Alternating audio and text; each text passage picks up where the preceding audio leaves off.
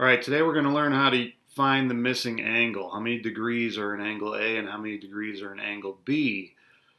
To do that, I'm going to start you off with a little bit of review. Just give me the 6 trigonomic functions, or I should say fractions, using SOHCAHTOA. So for sine, SOHCAHTOA is opposite over hypotenuse. The hypotenuse of this triangle is 2. It's the longest side. 2, yes, 2 is longer than the square root of 3.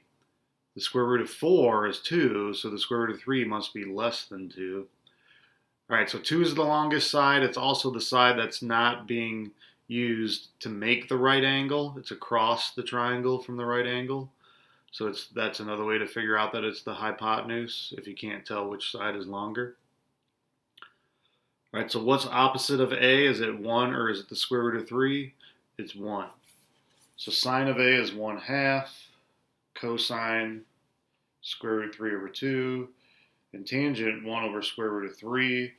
And then B, sine would be square root of 3 over 2. 2 is still the hypotenuse, that's still our denominator, but now square root of 3 is across or opposite the triangle. 1/2 and square root of 3 over 1. Now some of you may be saying, there's a problem with tangent A, square root of 3 is in the denominator. That is a problem, you are correct, and I'm going to get to that in a second here.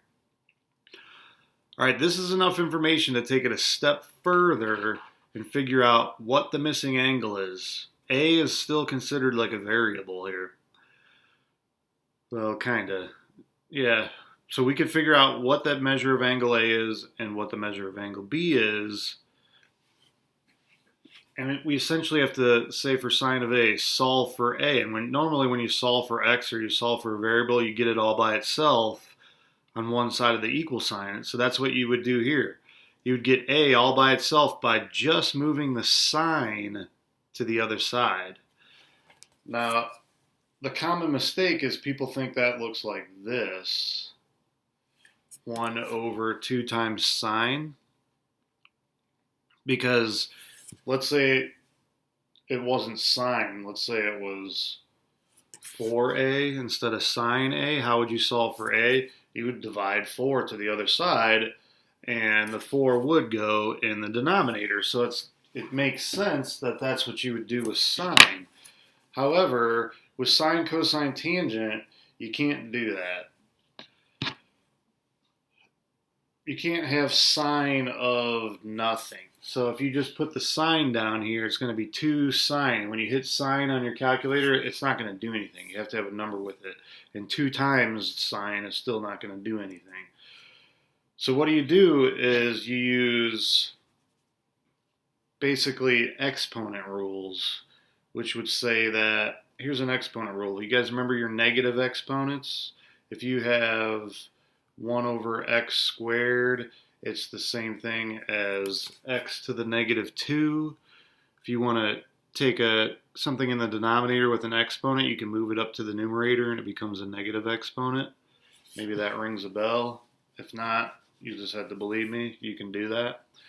So that's essentially what we're going to do here. Imagine moving the sign into the denominator, which we can't have. We're going to put it in the numerator, but we're going to make it a negative sign like that. Sine to the negative 1 times 1/2. And that's how you would solve for a. Sine to the negative 1 is called the inverse sine. Inverse. And you guys will have a button, inverse, the inverse sine or inverse cosine or inverse tangent. You'll have a button on your calculator or calculator app that has sine, cosine, tangent to the negative 1. And this is when you use it, is when you're trying to solve for a. When you break up the sine and its angle, the sine gets upset and becomes negative. It's negative attitude about life because it's sad. All right, so a would be equal to the inverse sine of 1/2. And you would follow that pattern for all these, and they would all give you the same answer. The inverse sine of 1/2 is 30. So A is actually 30 degrees. Now, I just know that's the right answer, but if you use your calculator, it's going to work. cosine would be A would be equal to the inverse cosine of square root 3 over 2. And if you use your calculator, you're also going to get 30. Now, with tangent, if you decide to use tangent, the inverse tangent of 1 over square root 3 is going to give you an error message on your calculator because you cannot have the square root of 3 or the square root of anything in your denominator. So you have to multiply the whole thing by square root of 3 over square root of 3, which gives you square root of 3 over the whole number 3.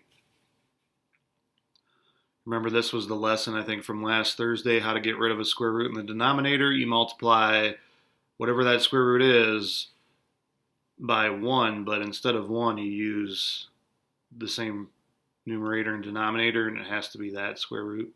So if it's the square root of 3 we're trying to get rid of, we multiply by square root of 3 over square root of 3. And multiplying the same square roots to each other just gives you that whole number. 1 times anything in the numerator is itself. All right, now if you enter this in the calculator, square root 3 divided by 3, inverse tangent, it'll give you 30. They'll all give you 30. A is 30 degrees no matter which one you use. And then when you do the same thing down here, you'll get 60 for all your answers. So you can check that because angle B is 60 degrees in this picture. And that's how you do inverse sine, inverse cosine, inverse tangent to solve for a missing angle.